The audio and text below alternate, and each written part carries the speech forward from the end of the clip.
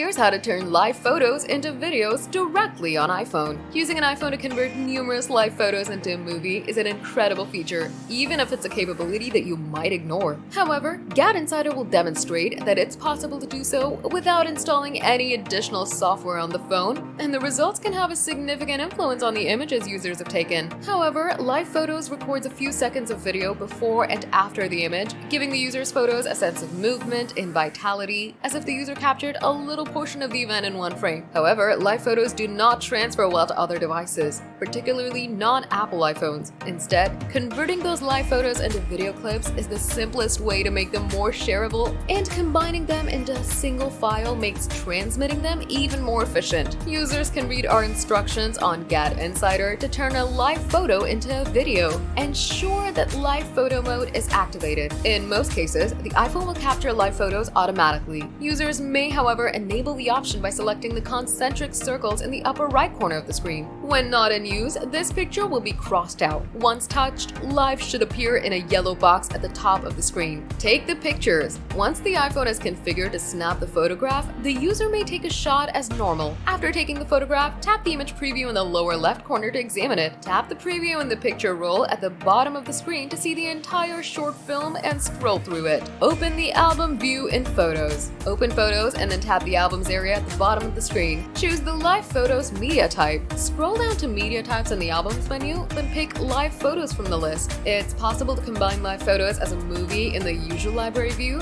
but doing so keeps the other static photos out of the way, which streamlines the experience. Turn the live photos into a movie. Tap the Select option in the upper right corner. This allows the user to select numerous photographs, each with a blue tick. Once the user has made their selections, hit the circle with the three dots menu at the bottom of the screen, and then select Save As Video from the pop-up menu. Users might see the video in the video album.